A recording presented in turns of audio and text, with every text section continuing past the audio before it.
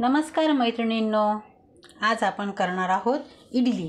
आज आपल्याला आता त्याचं बॅटर तयार करायचं आहे आणि त्याची इडली होणार आहे उद्या। आणि आपण ते योग्य प्रमाणात घेतलं, अतिशय सुंदर असं घेतलं तर खूप सुंदर अशी इडली तयार होते। तर त्यासाठी मी घेतली आहे 1 वाटी प्लेन उडदाची डाळ आणि आता हिला आपण पाण्यात टाकून भिजवून ठेवणार आहोत 8 तासांसाठी। आणि तांदूळाचं जे प्रमाण आहे, तर इडली तर सॉफ्ट होणारच आहे, पण आपण एक वेगळा तांदूळ घ्यायचा आहे।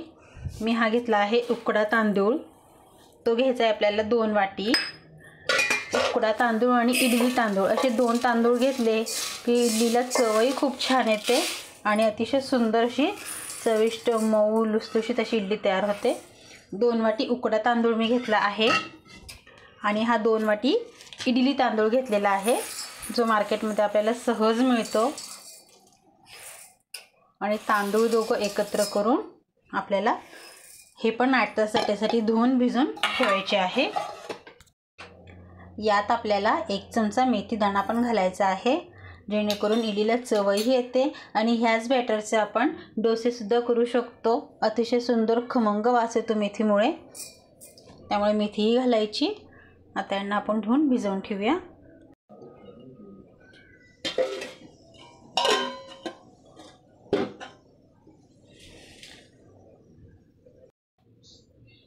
डाळी आता छान भिजून गेल्या आहेत, डाळ तांदूळ। आता हे पुन्हा एक पाण्याने धुवून घेते आणि यात आपल्याला एक अजून पदार्थ टाकायचा आहे, तो म्हणजे पोहे। पोह्याने इडली डोसे अतिशय सुंदर आणि मऊ होतात। आता मी 1 वाटी पोहे घेतले, यांचेही पाणी धुवून घेते एक पाण्याने आणि यांनाही भिजत घालते। तांदूळ डाळ धुवून झाली आहे, पोहे भिजत घातले आहे। डाळ तांदळाचं पाणी नेहमीप्रमाणे मी आपल्या रोपांना टाकून आली आहे आणि आता पोह्यांना अगदी थोडंसं पाणी ठेवलं आहे। तर पहिले आपण तांदूळ दळून घेऊयात, तोपर्यंत पोहेही भिजतील। आणि अतिशय सुंदर बारीक सॉफ्ट असं दळायचं आहे आपल्याला। या पद्धतीने छान चिकन दळून घ्यायचं आहे। आता सर्व मी दळून घेते। डाळ पोहे सर्व छान बारीक दळून झालं आहे आणि यालाच आता आपण हाताच्या सहाय्यानेच छान एकजीव करून घ्यायचं आहे, एकाच डायरेक्शनने फेटून घ्यायचं आहे।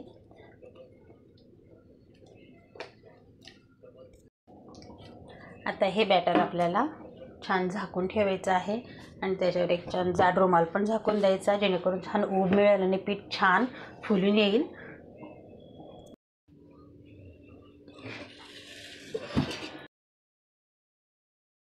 फुलून आला आहे खूप छान, तुम्ही पाहू शकतात। अर्धच भंड पीठ होतं, मस्त फुलून आलेलं आहे। तर याला पूर्ण एकजीव करून घेऊया पुन्हा मस्त। आणि आपल्याला हवं तेवढंच आपण एका वाटक्यात काढून घ्यायचं आहे। आपल्याला जेवढं इडली करायची आहे किंवा डोसे करायचे आहे,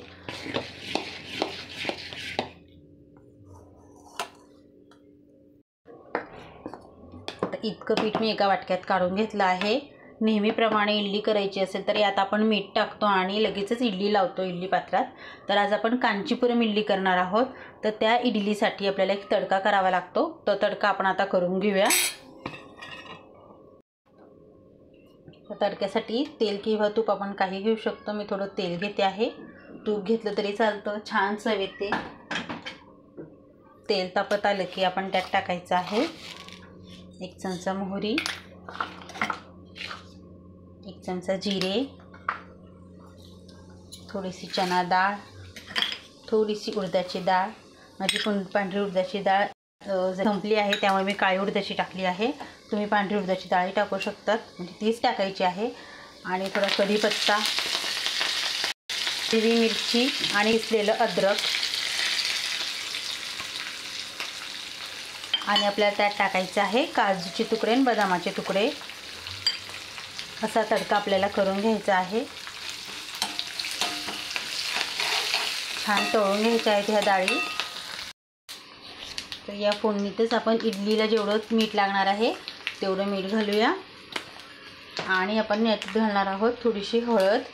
आणि की या इडलीचं एक महत्त्व आहे, ही इडलीला अजिबात सोड्याची गरज नसते। घालूया आणि आता हा तडका आपण या बॅटरवर टाकून देणार आहोत.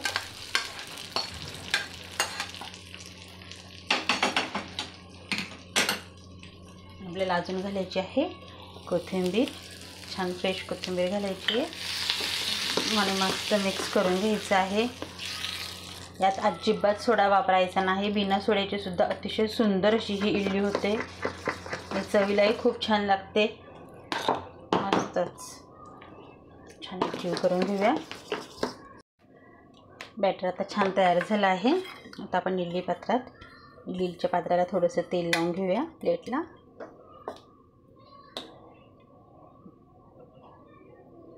या पद्धतीने आता आपण इडली लावून द्यायची आहे.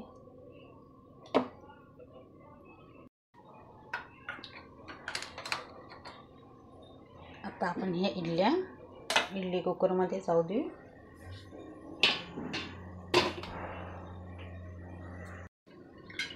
आणि 15 मिनिटात आपल्याला छान इडल्या होऊ द्यायच्या आहेत. पाहूयात आपण आपली इडली झाली आहे का. 15 मिनिटं झाली आहे.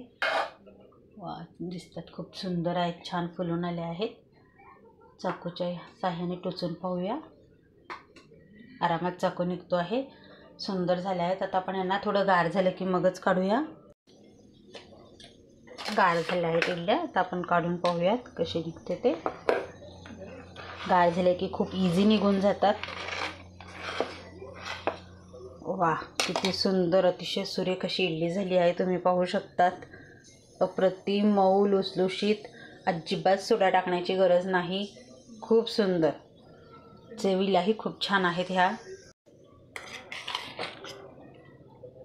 या इडल्या खूप इझी आणि खूप छान अगदी लगेचच निघत आहे. खूप सुंदर झाल्या आहेत. आपल्या सर्व इडल्या करून झालेल्या आहेत. ही इडली अतिशय सुंदर आणि चविष्ट लागते. माझ्या मुलांना तर ही इडली फार आवडते. टिफिनला नुसत्या दिल्या तरी आवडतात त्यांना नुसतं खाण्यासाठी. पण आपण ह्या आपल्या आवडत्या चटणीसोबत पण खाऊ शकतो. लाल चटणी करा किंवा पांढरी चटणी करा ओल्या नारळाची. मी आज ओल्या नारळाची चटणी केली आहे.